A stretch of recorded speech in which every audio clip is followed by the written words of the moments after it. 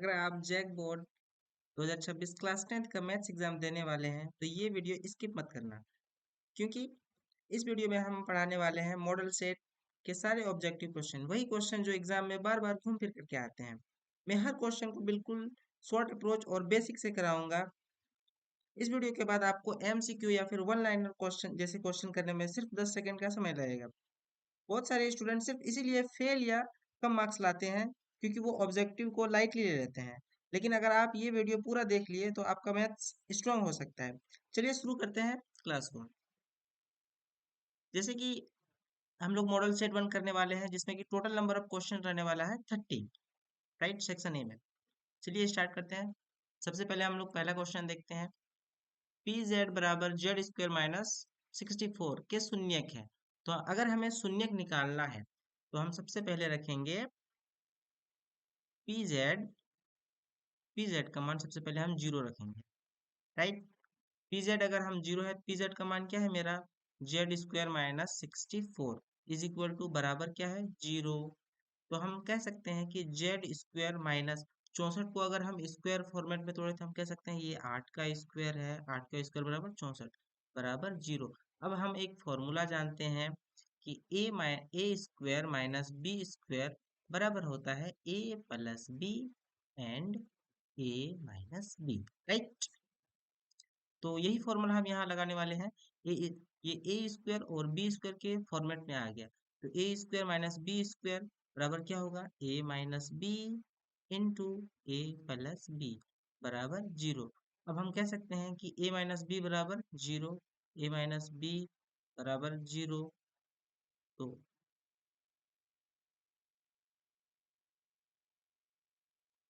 तो हम यहाँ पे ए की जगह क्या मान रखेंगे, जेड। ए की जगह मान रखेंगे जेड। तो Z minus eight into Z plus eight बराबर क्या है, जीरो। हम कह सकते हैं कि जेड माइनस एट बराबर zero, so that Z eight को बराबर के उस साइड शिफ्ट करेंगे तो माइनस जो चिन्ह है वो बराबर के उस साइड जाने पे प्लस हो जाएगा, जेड बराबर आठ। और ये वाला कह सकते हैं कि जेड प्लस एट बराबर जीरो है, तो जेड बराबर क्या हो जाएगा, माइनस आठ। सो दैट मेरा जेड का क्या आंसर आया, प्लस आठ और माइनस आठ। ऑप्शन किस में है, ए में है, राइट। चलते हैं नेक्स्ट क्वेश्चन की ओर। दूसरा क्वेश्चन है हमारा, दिए गए बिंदुओं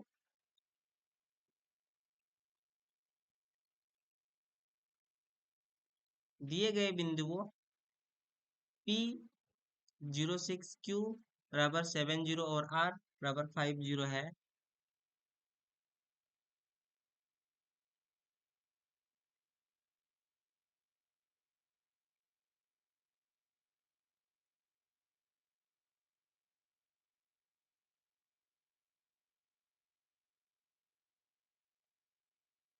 दूसरा क्वेश्चन है हमारा, दिए गए बिंदुओं पी 006 है, क्यू 70 है और आर 50 है। तो बिंदु अक्ष अक्ष एस एक्स को प्रतिच्छेदित करता है। क्या करता है, प्रतिच्छेदित करता है। तो हम सबसे पहले देखते हैं एक्स एक्स में अगर प्रतिच्छेदित कर देंगे तो वाई का मान हमेशा हो जाएगा जीरो। तो हम सबसे पहले ऑप्शन में देखेंगे, ऑप्शन में देखेंगे कि किसमें y बराबर जीरो है। तो अगर x अक्ष पे प्रतिच्छेदित कर रहा है तो y का मान जीरो होगा। तो हम r में देख रहे हैं कि y का मान क्या है, जीरो है। वैसे q में भी क्या है, y का मान जीरो है। और p में y का मान जीरो नहीं है, तो ये हमारा आंसर नहीं रहने वाला है। हमारा आंसर रहने वाला है q, हमारा राइट आंसर होगा, एंड r। अब हम ऑप्शन ए में देख सकते हैं कि p है, p हमारा आंसर नहीं होगा। q हमारा आंसर होगा और r भी हमारा आंसर होगा। लेकिन एक ऑप्शन डी है जिसमें दर्शाया गया है कि यहाँ क्यू एंड आर दोनों ऑप्शन है। तो हम बी और सी को टिक ना करते हुए हम डी को टिक करेंगे, क्योंकि हमारा दोनों आंसर क्यू एंड आर सही है। चलते हैं नेक्स्ट क्वेश्चन की ओर। तीसरा क्वेश्चन है हमारा, दो समपरिमेय संख्याओं के बीच कम से कम कितनी विषम विषम परिमेय संख्या हो सकती है। दो समपरिमेय संख्याओं के बीच कितनी विषम परिमेय संख्या हो सकती है। हम दो समपरिमेय संख्या मान लेते हैं, दो और चार है। इनके बीच कितने परिमेय संख्या हो सकती है। परिमेय संख्या वो होती है जिन्हें हम p बटे q के रूप में व्यक्त कर सकते हैं। जैसे कि दो के बाद हम लिख सकते हैं 5/2 यानी कि 2.5 लिख सकते हैं, 7/2, 9/2 वैसे ही अगर ये संख्या 8 है, 2 से 8 के बीच में 9/2, अगर इसको हम बढ़ा देते जाएंगे तो ये भी बढ़ते जाएगा, तो ये संख्या कितनी होगी? अनंत होगी। ये दो परिमेय संख्याओं के बीच कितने, दो सम परिमेय संख्याओं के बीच कितने परिमेय संख्या निकलेगी? अनंत निकलेगी। ऑप्शन डी हमारा राइट आंसर रहने वाला है। चलते हैं नेक्स्ट क्वेश्चन की ओर। फोर्थ क्वेश्चन है हमारा, दो क्रमिक विषम संख्याओं का एचसीएफ क्या होगा? दो क्रमिक विषम संख्या जैसे हम मान लेंगे 1 और 3, ये दो क्रमिक विषम संख्याएं हैं, तो इसका एचसीएफ क्या होगा? 1 और 3 का, एक को डिवाइड करेंगे 3 से 3, यानी कि हमारा क्या रहने वाला है? 1 रहने वाला है। अगर दूसरा एग्जांपल हम देखें 3 और 5 का, तो इसका अगर हम एचसीएफ लेंगे तो पहले 3 और इसे 5 लिखेंगे, 3 × 1 = 3, कितना बचा? 2, राइट। इस तरह से करेंगे, 3 × 3, कितना बचा? 2। अब जो जिससे भाग दिए उसको यहाँ लिखेंगे 3, 2 × 1 = 2, कितना बचा? 1। अब जिससे भाग दिए फिर यहाँ पे लिखेंगे 2, 1, 2। यहाँ जब मेरा शेष 0 बच जाएगा तो यही मेरा हो जाएगा एचसीएफ, यानी कि एचसीएफ कितना रहने वाला है? ए। ऑप्शन ए सही आंसर है। चलते हैं नेक्स्ट क्वेश्चन की ओर। फिफ्थ क्वेश्चन है, दो चरों y और z रैखिक समीकरण है। रैखिक समीकरण ay bz + c = 0 के अधिकतम कितने संभव हल है? अगर हमें कोई रैखिक समीकरण दिया हो और जिसमें दो दो चर हो, तो हम उसे डायरेक्ट याद रखेंगे कि उसके इनफाइनाइट सॉल्यूशन हो सकते हैं, अनगिनत। अब इसे हम प्रूफ करते हैं, जैसे कि हमारे दो चर क्या है? y + z। अगर y + z हम का मान हम 5 रख लेते हैं, 5 मान लेते हैं, तो अगर इसका हम 1 मान रखेंगे प्लस इसका 4 बराबर क्या होगा? 5। अगर इस y का मान 2 रखेंगे, z का मान 3 रखेंगे, तो फिर भी आंसर कितना आएगा? 5। अगर इसे हम 3 रखेंगे, इसे हम 2 रखेंगे, तो फिर भी आंसर कितना आएगा? 5। इसे अगर हम 12 रखेंगे, तो इसे हम -7 रखेंगे, तो फिर भी आंसर कितना आएगा? 5। तो ये हमारे इनफाइनाइट सॉल्यूशन हो सकते हैं, अनगिनत हल हो सकते हैं, इसीलिए हमारा आंसर होगा ऑप्शन सी, इनफाइनाइट। चलते हैं नेक्स्ट क्वेश्चन की ओर। नेक्स्ट क्वेश्चन, संगत समीकरण युग्म द्वारा निरूपित रेखाएं कैसी होती है? सबसे पहले हम समझेंगे कि संगत समीकरण क्या होता है। संगत समीकरण वे समीकरण जिनका एक सॉल्यूशन हो, कितना हो? One solution one, one solution हो। अब हम ऑप्शन को देखते हैं, option A B C and D को देखेंगे। प्रतिच्छेदी रेखाएं वे रेखाएं जो एक पॉइंट पे कट करती है, यानी कि उसका कितना सॉल्यूशन है? एक सॉल्यूशन है। यानी कि वन सॉल्यूशन कैसा होगा मेरा? प्रतिच्छेदी, इंटरसेक्टिंग होगा। पैरेलल लाइन उसे कहते हैं जो दो लाइन जो कभी नहीं मीट करने वाली, जो कभी मिलने वाली नहीं है, राइट। और संपाती रेखाएं उसे कहते हैं, संपाती रेखाएं जो एक रेखा के ऊपर अगर दूसरी रेखा हो तो उसे ही हम कहते हैं संपाती रेखाएं, जिनके अनंत हल होते हैं, जिनके क्या होते हैं? अनंत हल। इस क्वेश्चन का ऑप्शन हमारा सही रहने वाला है, ऑप्शन ए। चलते हैं नेक्स्ट क्वेश्चन की ओर। नेक्स्ट क्वेश्चन है हमारा 7 नंबर, x² - 5x + 6 = 0 का हमें मूल निकालना है। ये एक द्विघात समीकरण है, और द्विघात समीकरण का हम मूल का फॉर्मूला जानते हैं। मूल का फॉर्मूला है -b ± √b² - 4ac/2,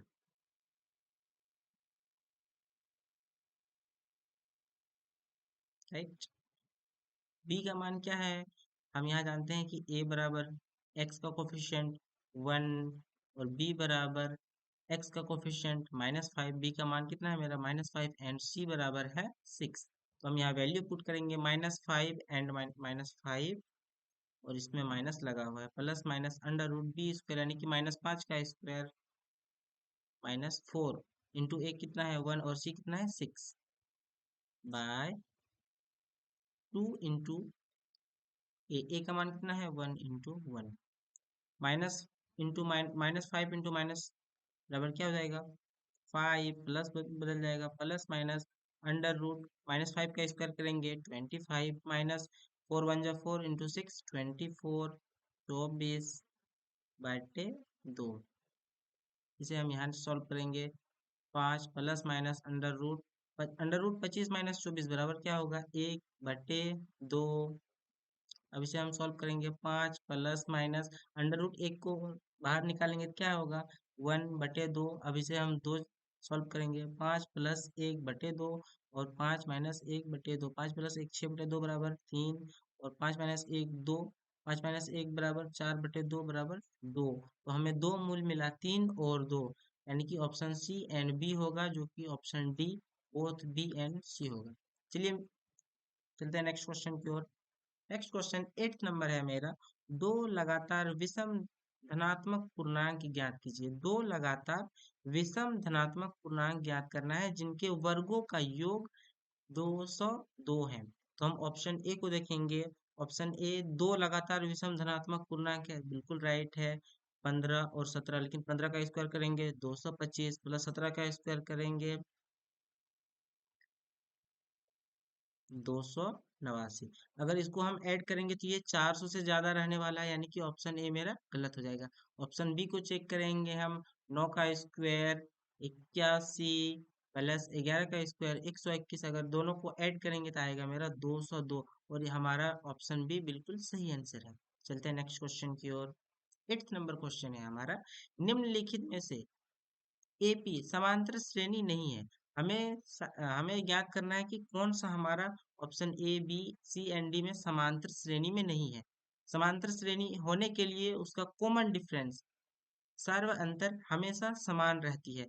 जैसे 2 4 6 8, 2 और 4 के बीच का अंतर कितना है, 2 है। 4 और 6 के बीच का अंतर कितना है, 2 है। और 6 और 8 के बीच का अंतर कितना है, 2 है। अगर ये समान सर्व अंतर है तो इसे हम कहेंगे एपी सीरीज, अर्थमेटिक प्रोग्रेशन, जिसे हिंदी में कहते हैं समांतर श्रेणी। पहला ऑप्शन है हमारा 2 4 6 8, 2 और 4 के बीच डिफरेंस 2 का, 4 और 6 के बीच डिफरेंस 2 का, और 6 और 8 के बीच डिफरेंस 2 का। यानी कि ये क्या है, समांतर श्रेणी है, और हमें समांतर श्रेणी नहीं वाला चाहिए, जो कि समांतर श्रेणी ना हो। यानी कि ऑप्शन ए मेरा गलत है। अब ऑप्शन बी चेक करेंगे, 1 और 9 के बीच डिफरेंस 7 8 का, 9 और 8 17, 17 और 8 25, यानी कि यहाँ भी तीनों कितना है, बराबर है, यानी कि ये भी एपी सीरीज में है, ये भी मेरा आंसर नहीं होगा। सी को देखेंगे, -10, -10 में 4 को जोड़ेंगे, +4 को जोड़ेंगे तो -6 होगा, उसमें +4 को जोड़ेंगे तो -2 होगा, राइट। और उसमें +4 को जोड़ेंगे तो 2 होगा, यानी कि सब जगह +4 ऐड करने के बाद, यानी कि सबका सार्वंतर कितना है, 4 4 है, समान है, यानी कि ये भी ऑप्शन नहीं होगा। ऑप्शन ए सही नहीं है, बी नहीं है, सी नहीं है, तो यानी कि ऑटोमेटिकली ऑप्शन डी मेरा सही रहने वाला है। तो फिर भी इसे हम चेक करते हैं। 1 और 4 के बीच अंतर 3, 4 और 5, 4 और 9 के बीच का अंतर 5, 9 और 16 के बीच का अंतर 7, और 16 और 25 के बीच का अंतर 9, यानी कि यहाँ पे कहीं सिमिलर है, समान है, नहीं है। यही हमारा ऑप्शन डी सही रहने वाला है। चलते हैं नेक्स्ट क्वेश्चन की ओर। 10वां नंबर क्वेश्चन है हमारा, 1 4 7 10 के 28वें पद का मान हमें ज्ञात करना है। पहला पद क्या है, ए कितना है मेरा, ए बराबर है, पहला टर्म है ए बराबर 1, राइट। और हमें कितना निकालना है, ए 28 का मान निकालना है। ए 28, 28वें पद का मान निकालना है, 28 टर्म का मान निकालना है। तो ए 28 बराबर क्या होगा, A plus n-1 into D. D बोलेंगे कॉमन डिफरेंस, डी बराबर होगा कॉमन डिफरेंस, राइट।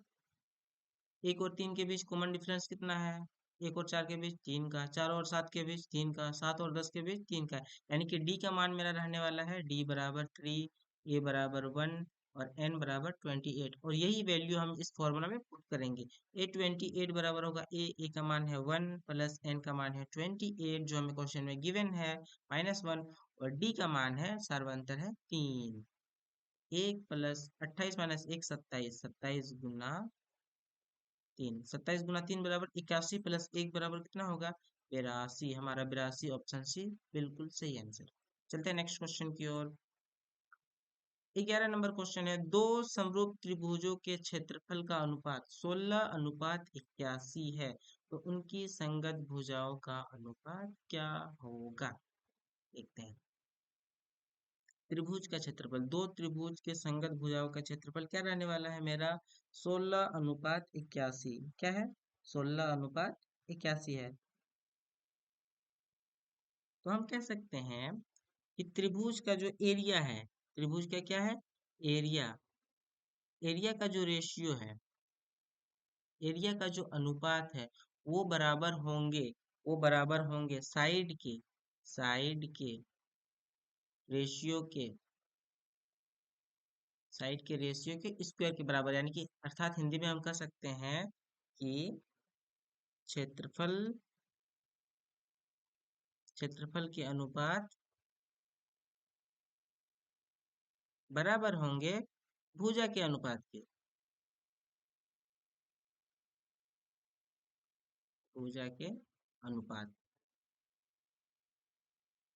अब हम इसे सरल शब्दों में समझेंगे। हमारा क्षेत्रफल कितना है? क्षेत्रफल है 16:81, और हमें अगर भुजा का मान निकालना है तो भुजा का स्क्वायर ही होता है क्षेत्रफल का अनुपात। अगर क्षेत्रफल का अनुपात एरिया का रेशियो हमें 16:81 दिया हुआ है, तो अगर हम साइड का रेशियो निकालेंगे, साइड का मान निकालेंगे, तो हम कह सकते हैं कि अंडर रूट एरिया का स्क्वायर बराबर हो जाएगा अंडर रूट साइड का रेशियो, राइट, इसका स्क्वायर। अगर दोनों तरफ हम स्क्वायर करेंगे तो ये बाहर आ जाएगा, ये साइड का रेशियो, और ये क्या आ जाएगा? Under root area. Under root area मेरा कितना है? 1681, तो हम साइड को निकाल लेंगे, साइड को निकालेंगे तो एरिया, इसको क्या करेंगे, दोनों तरफ से अंडर रूट कर लेंगे। 16:81, ये क्या आ जाएगा मेरा? 4:9। 4:9 मेरा आंसर रहने वाला है। अगर हमें साइड का रेशियो दिया हो, अगर कहीं हमें संगत भुजाओं का रेशियो दिया हो, अगर संगत भुजा 4:9 है, तो इसका क्षेत्रफल, इसको स्क्वायर कर देंगे। 16, 4 का स्क्वायर 16, और 9 का स्क्वायर 81। अगर हमें क्षेत्रफल दिया हो, अगर हमें क्षेत्रफल दिया हो और उसका साइड निकालना है, तो हमें अंडर रूट लगाना है। हमें साइड से, भुजा से अगर क्षेत्रफल जाएंगे तो हमें स्क्वायर करनी है, और अगर हमें क्षेत्रफल से भुजा की ओर आना है तो हमें अंडर रूट लगाना है। यही फॉर्मूला आप याद रखेंगे तो सारे क्वेश्चन को कर पाएंगे। चलते हैं नेक्स्ट क्वेश्चन की ओर। 12 नंबर क्वेश्चन है हमारा, समांतर चतुर्भुज के विकर्ण, एक विकर्ण है 12 सेंटीमीटर और दूसरी विकर्ण है हमारे 16 सेंटीमीटर। प्रत्येक भुजा की लंबाई क्या रहेगी? हमें सबसे पहले पता होना चाहिए कि रोम्बस, जो समांतर चतुर्भुज है, समांतर चतुर्भुज के चारों भुजा बिल्कुल समान होते हैं। इसके दो डायगोनल है। अगर हम इसे नाम दे दे A B C and D, ये एक समांतर समचतुर्भुज है, सॉरी समांतर चतुर्भुज नहीं, समचतुर्भुज रोम्बस।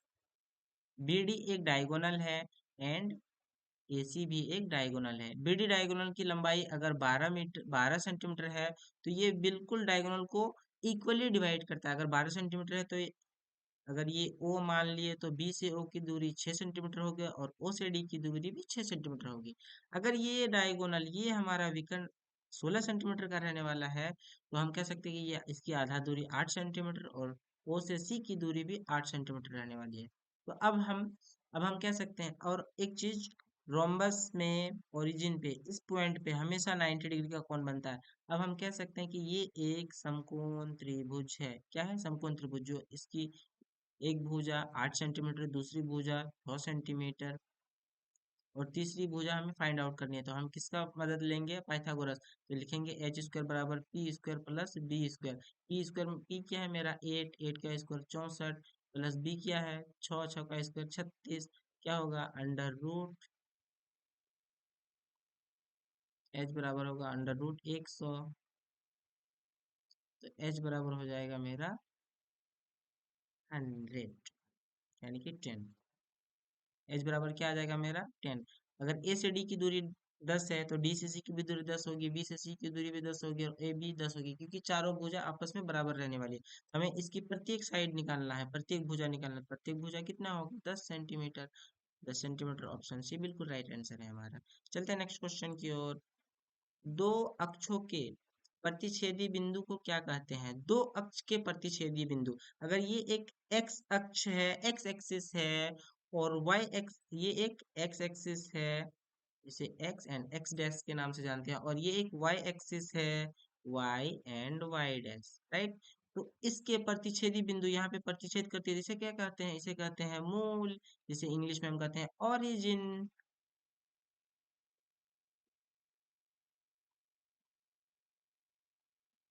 ऑप्शन अब हम देखेंगे ओरिजिन किस में है, ऑप्शन बी मूल ओरिजिन।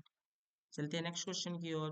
14 नंबर, y अक्ष में, y अक्ष से 8 इकाई युग्म और x अक्ष पे एक बिंदु P स्थित है, तो P के निर्देशांक क्या होंगे।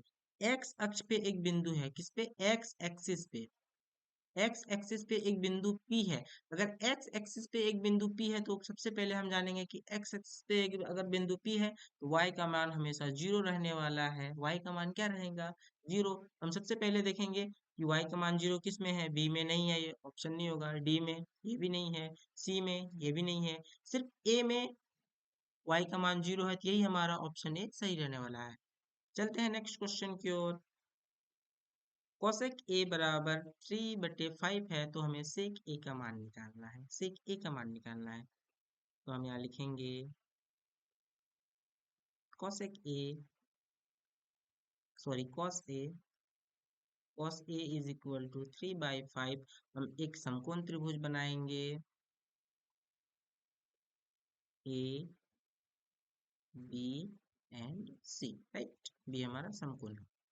तो कॉस का फॉर्मूला होता है, कॉस का फॉर्मूला आता है बेस बटे हाइट। एंगल ए के लिए, एंगल ए के लिए सामने वाला क्या होगा, परपेंडिकुलर, तो इसके इसके आसपास की भुजा क्या होगी, इसकी बेस होगी, तो यानी कि ये बी है, बी का मान कितना है, 3 है, और ये हमेशा हाइट रहेगी, तो हाइट कितना है, 5 है। तो हम यहाँ से पी का मान निकालेंगे। सबसे पहले हम पाइथागोरस से लिखेंगे एच स्क्वायर बराबर P square plus B square. हमें किसका मान निकालना है, पी का, तो हम बी को उस साइड ले जाएंगे, तो H square minus B square बराबर क्या होगा, पी स्क्वायर। तो हम पी स्क्वायर को इस साइड ही डायरेक्ट लिखते हैं, तो पी स्क्वायर बराबर हो जाएगा under root H square minus B square. H का मान कितना है मेरा 5, 5 का स्क्वायर करेंगे 25, एंड बी का मान कितना है 3, 3 का स्क्वायर करेंगे 9, 25 में 9 को घटाएंगे अंडर रूट 16, अंडर रूट 16 को बाहर निकालेंगे, तो ये आ जाएगा मेरा p बराबर, p का मान है, p स्क्वायर का मान है अंडर रूट 16, तो p बराबर आ जाएगा मेरा 4।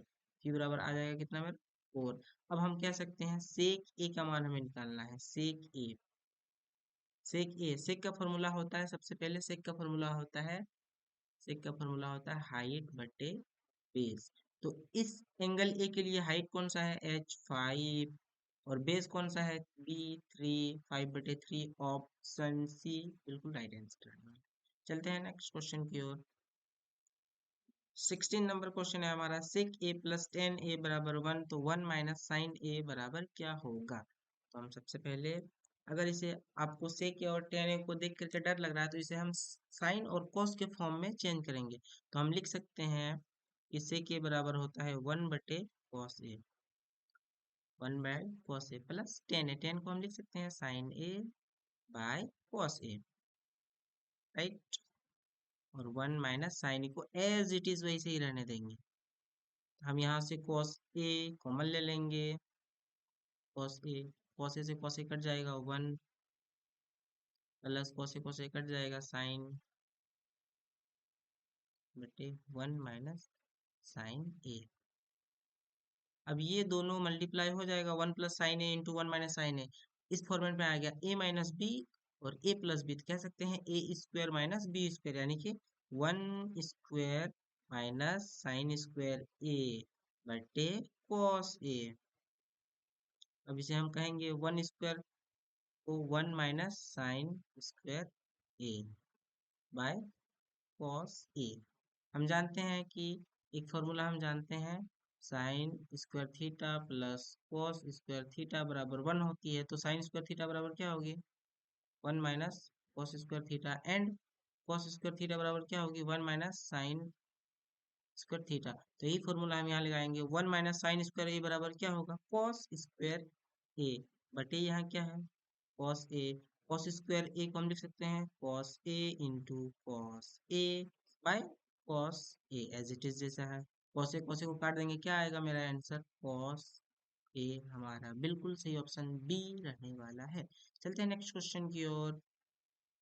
नेक्स्ट क्वेश्चन है हमारा, कॉट ए बराबर 1 है तो हमें एंगल ए का मान फाइंड आउट करना है, एंगल ए का मान हमें ज्ञात करना है। अगर कॉट कॉट ए बराबर 1 है तो हमें भी यहाँ कॉट के फॉर्मेट में लिखना है एज इट इज। अगर यहाँ कॉट है तो यहाँ भी हमें कॉट के फॉर्मेट में लिखना है। हम लिख सकते हैं कॉट ए बराबर कॉट, एक का मान कब होता है, जब कॉट का मान 45 डिग्री होता है। तो हम कह सकते हैं कॉट, यहाँ कॉमन क्या है कॉट, हम काटेंगे नहीं, जो कॉमन है उसको ऐसे लिखेंगे तो ए बराबर क्या बच जाएगा हमारा, जो कॉमन नहीं है 45 डिग्री। मेरा आंसर होगा 45 degree, option C right answer. चलते हैं नेक्स्ट क्वेश्चन की ओर। 18 नंबर क्वेश्चन है हमारा, जब किसी सीधे खंबे की छाया और उसकी ऊंचाई बराबर हो तो सूर्य का उन्नयन कोण का मान क्या होगा। अगर ये एक पेड़ है, यहाँ एक पेड़ है, इस पेड़ की लंबाई ए है और इसकी परछाई यहाँ से भी, अगर इसकी लंबाई ए है, क्या है इसकी, अगर हाइट ए है, एक पेड़ की हाइट ए है और इसकी परछाई की भी हाइट क्या है, ए है। अगर इसे हम मिला दे तो यहाँ सबसे पहले 90 डिग्री का कोण बनता है, राइट, 90 डिग्री का कोण बनेगा। हम लिख सकते हैं कि टेन, अब ये इसको अगर एंगल थीटा ले लेंगे, टेन थीटा बराबर होगा पी बाई पी, राइट। तो टेन थीटा बराबर पी का मान एंगल ए के लिए, थीटा के लिए सामने वाला क्या है, पी है, ए, और पी का मान भी क्या है, ए बटे ए बराबर क्या हो जाएगा 1। टेन थीटा बराबर 1, टेन थीटा का मान 1 कब होता है, जब थीटा का मान 45 डिग्री होता है, राइट। हमारा ऑप्शन बी सही रहने वाला है। चलते हैं नेक्स्ट क्वेश्चन की ओर। चतुर्भुज के चारों कोनों का योग डिग्री में कितना होता है। चतुर्भुज के चारों कोनों का योग, एक चतुर्भुज के चारों कोनों का योग होता है 360 डिग्री। वैसे हम देखेंगे ट्रायंगल के तीनों कोनों का योग होता है 180 डिग्री, और एक सर्कल में कुल 360 डिग्री का एंगल होता है। तो हमें किसका पूछा है, चतुर्भुज क्वाड्रिलेटरल का, तो इसका होगा 360 डिग्री। नेक्स्ट क्वेश्चन, दशमिक संख्या 111, decimal number 111 is said. 111 number क्या है, पूर्णांक संख्या है, पूर्ण संख्या है, या प्राकृत संख्या है, या फिर परिमेय संख्या है, या फिर ऑप्शन डी इनमें से सभी है। हमें सबसे पहले देखना है 110। अगर हम देखेंगे पूर्ण संख्या जीरो से स्टार्ट होती है, 0 1 2 3 डॉट डॉट डॉट इनफाइनाइट अनंत तक जाती है, यानी कि इसके बीच में क्या आएगी 111, यानी कि जीरो एक पूर्ण संख्या है। अब हम ऑप्शन बी देखते हैं, ऑप्शन बी प्राकृत संख्या, एक से स्टार्ट होती है, 1 2 3 डॉट डॉट डॉट इनफाइनाइट तक जाती है, इन्फिनिटिव तक जाती है। इसके बीच में भी 111 आती है, यानी कि ये प्राकृत संख्या भी है। अब हम देखेंगे परिमेय संख्या, परिमेय संख्या वो संख्या जिसे हम p बटे q के रूप में लिख सकते हैं। तो 111 को भी हम p बटे q के रूप में लिख सकते हैं, 111 बटे 1 बराबर 111। तो ये एक परिमेय संख्या भी है, यानी कि ऑप्शन डी हमारा कह रहा है कि ऑल ऑफ दिस, प्राकृत पूर्ण संख्या भी है, प्राकृत संख्या भी है, और ये एक परिमेय संख्या है, तो इसे हम कहेंगे इनमें से सभी, ऑल ऑफ दिस। चलते हैं नेक्स्ट क्वेश्चन की ओर। 21 नंबर क्वेश्चन रहने वाला है हमारा, त्रिभुज ए बी सी के दो भुजा ए बी 7 सेंटीमीटर है, बी सी 4 सेंटीमीटर है, तो हमें तीसरा भुजा का मान जो कि क्या संभव हो सकता है। हम सबसे पहले एक त्रिभुज खींचेंगे, त्रिभुज A B and C. A B कितना है 7 सेंटीमीटर, बी सी कितना है 4 centimetre, and sorry A C है,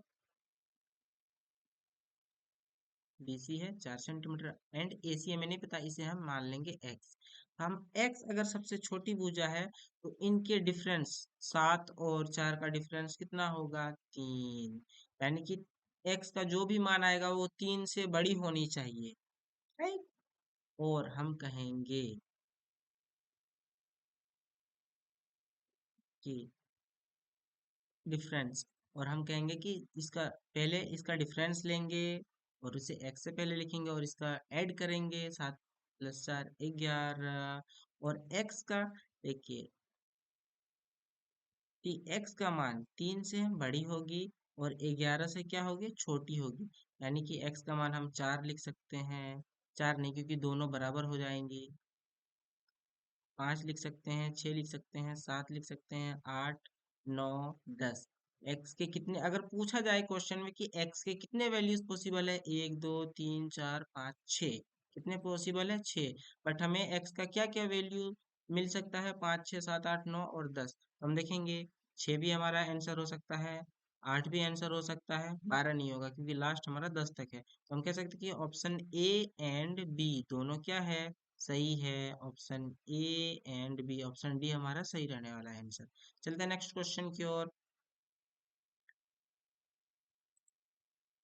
एक पासे को उछालने पर एक सम संख्या एक सम संख्या आने की प्रायिकता।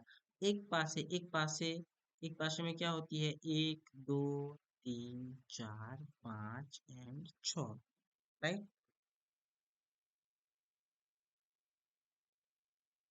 और इसमें सम संख्या क्या है, 2, 4, 6। यानी कि अगर हम किसकी प्रायिकता निकालने चाहिए है, सम संख्या की प्रायिकता।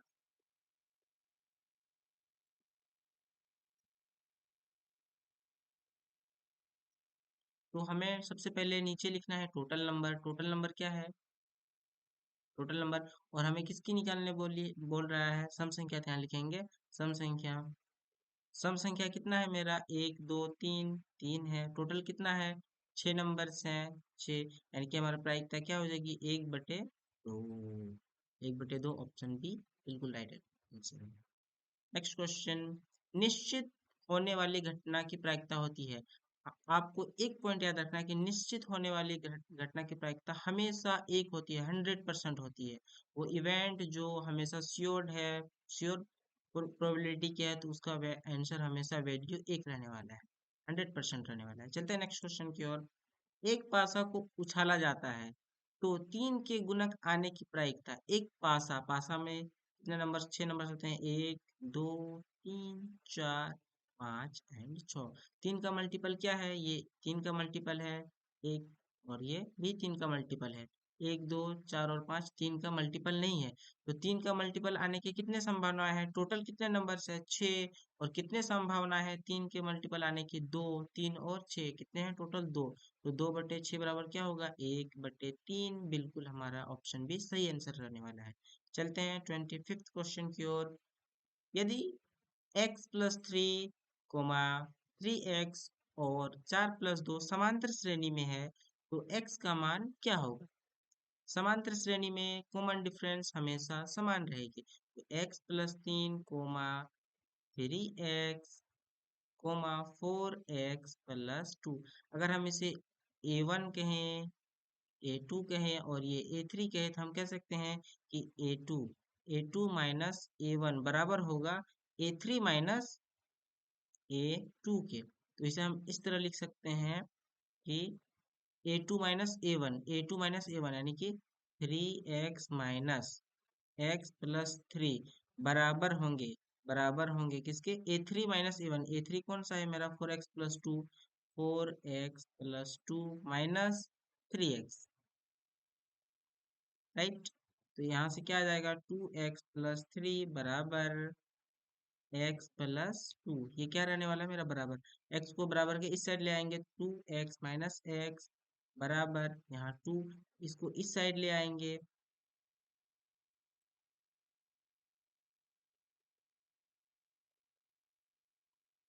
ये हमारा माइनस रहने वाला है।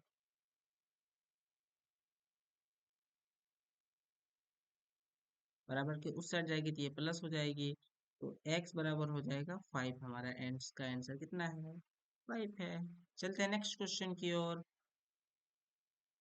यदि 5, 6, 7, 8, 9 x तथा 13 का माध्य 10 है तो x बराबर, हमें कि माध्य 10 है तो x का मान हमें ज्ञात करना है। यानी कि हमें अगर x का मान कितना है, इसका माध्य कितना दिया हुआ है, 10। तो माध्य निकालने का फॉर्मूला, टोटल नंबर का सम, टोटल नंबर का योग बटे कुल नंबर।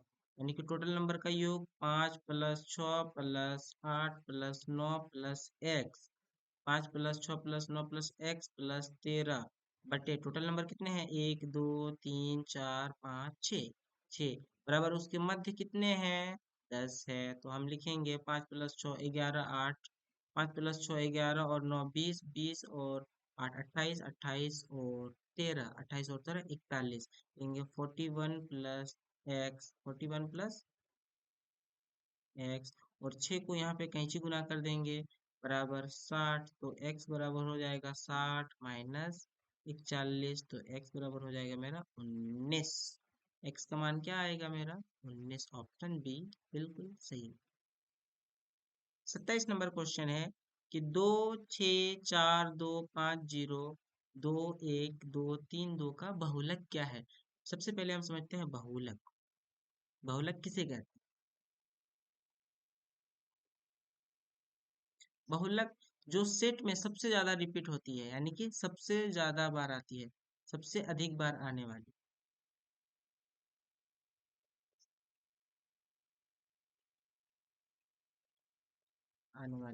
उसे कहते हैं बहुलक। माध्य, अच्छा हम इसमें माध्य, तो सबसे अधिक बार कौन सा आया है, हम पहले दो को देखेंगे। दो कहाँ कहाँ है मेरा, बहुलक उसे कहेंगे जो एक सेट में सबसे ज्यादा बार आई हो, जो सबसे ज्यादा, जिसका रिपीटेशन सबसे ज्यादा हो। दो, एक, दो, तीन, चार, पांच बार। दो कितनी बार आई है, पांच बार। छह एक ही बार आया है। चार एक ही बार आया है। पांच एक ही बार। जीरो एक ही बार, और एक ही बार। यानी कि हम कह सकते हैं कि ऑप्शन सी, ऑप्शन ए हमारा दो इसका इस सेट का बहुलक रहने वाला है। चलते हैं नेक्स्ट क्वेश्चन की ओर। 8 7 12 15 10 9 11 13 और 14 की मध्यिका। मध्यिका उसे कहेंगे, सबसे पहले मध्यिका को हम निकालने के लिए छोटे से बड़े की ओर ले जाएंगे। सबसे छोटा नंबर है मेरा यहाँ क्या है, सबसे छोटा नंबर है मेरा सात। सात, उसके बाद आठ, उसके बाद नौ, फिर 10, 11, 12, 13, 14 और ये 15। टोटल कितने नंबर्स हैं, एक दो तीन चार पाँच छः सात आठ नौ। एक दो तीन चार पाँच छः सात आठ नौ, टोटल कितने नंबर है, नौ। अब हमें मिडिल टर्म निकालने का फॉर्मूला है, मध्य टर्म। हमें सबसे पहले मिडिल टर्म निकालना है। मिडिल टर्म का फॉर्मूला है n+1/2। n कितना है मेरा, नौ। नौ प्लस एक बाई दो यानी कि पांच। मिडिल टर्म फिफ्थ है, एक दो तीन चार पांच, पांचवा मेरा क्या है, मिडिल टर्म है। देखिए मध्यिका मतलब होता है मिडिल टर्म, उस सेट में आने वाली सबसे मध्य। इसके इस मध्य के लेफ्ट साइड कितनी संख्याएं हैं, चार संख्याएं, एक दो तीन चार। और इसके राइट भी कितनी संख्याएं हैं, चार संख्याएं, यानी कि 11वां हमारा बिल्कुल मध्यिका है, बिल्कुल ये मध्य में है। ऑप्शन बी हमारा आंसर सही रहने वाला है। 29 नंबर क्वेश्चन की ओर चलते हैं।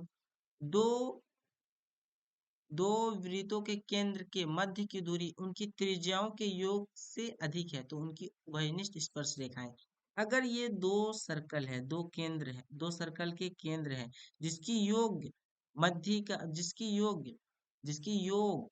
दो त्रिज्याओं के योग के अधिक है, यानी कि अगर दो त्रिज्या यहाँ पे अगर सट रही है, इसकी योग के अधिक है, यानी कि क्या होगी वो फिगर, एक वृत्त ये है और ये दूसरी वृत्त है, दोनों की केंद्र की योग उसकी त्रिज्या से अधिक है, राइट। ये कितनी है, अधिक है, और ये क्या है, समान है, तो हमें अधिक वाला कहा गया है। तो इसका हमें उभयनिष्ठ स्पर्श रेखा निकालने बोला है, इस फिगर का हमें उभयनिष्ठ स्पर्श रेखा। तो एक उभयनिष्ठ स्पर्श रेखा, ये हमारी दूसरी,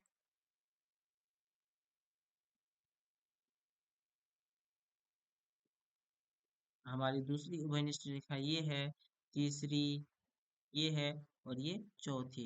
यानी कि इसमें टोटल कितनी उभयनिष्ठ स्पर्श रेखाएं हैं, एक दो तीन चार, टोटल कितनी है, चार। Option D right answer. 30 number question है हमारा कि दो गोले के आयतन का अनुपात 64:27 है तो उनके पृष्ठ क्षेत्रफल का अनुपात ज्ञात करना है। सबसे पहले गोले का आयतन, आयतन बराबर होता है 4/3 पाई r स्क्वायर। और दो गोले का आयतन है, राइट, गोले का आयतन है यानी कि πr3। अगर दो गोले का आयतन है 4/3 πr3, और यहाँ भी 4/3 πr3 2, यानी यहाँ पे ले r, दो आयतन है, दो आयतन है तो दोनों की अलग अलग त्रिज्याएं होंगी, लेकिन दोनों में कॉमन क्या है? 4 पाई, और यहाँ भी कॉमन क्या है? 4 पाई। यानी कि आयतन का अनुपात किस पे डिपेंड करेगा? सिर्फ त्रिज्या के, त्रिज्या के क्यूब के ऊपर, यानी कि वॉल्यूम। आयतन को इंग्लिश में बोलेंगे वॉल्यूम। वॉल्यूम किसके अनुपाती होंगे? त्रिज्या के क्यूब के अनुपाती होंगे। हमें ये एक फॉर्मूला याद रखना है, और दूसरा याद रखना है कि सरफेस एरिया, यानी कि पृष्ठ क्षेत्रफल, पृष्ठ क्षेत्रफल को इंग्लिश में बोलते हैं सरफेस एरिया। सरफेस एरिया को हम शॉर्टकट में लिखेंगे एस ए। सरफेस एरिया हमारे समानुपाती होंगे आपके जाकर के त्रिज्या के स्क्वायर के, त्रिज्या के किसके? स्क्वायर के। अगर हमें वॉल्यूम कितना दिया हुआ है? 64/27, और ये किसका रेशियो, किसके बराबर है? त्रिज्या के क्यूब के, आर के क्यूब के। सबसे पहले हम आर का मान निकालेंगे, तो हम यहाँ cube, cube root R cube करेंगे, और इधर भी दोनों में क्या करेंगे? क्यूब रूट करेंगे। क्यूब रूट 64 और क्यूब रूट 27। हम ऐसी संख्या, चार ऐसी संख्या से मल्टीप्लाई करेंगे जो चार, तीन नंबर, जो तीन नंबर, तीन संख्या सेम हो। 4 गुणुपात 9, बिल्कुल आंसर सी रहने वाला है।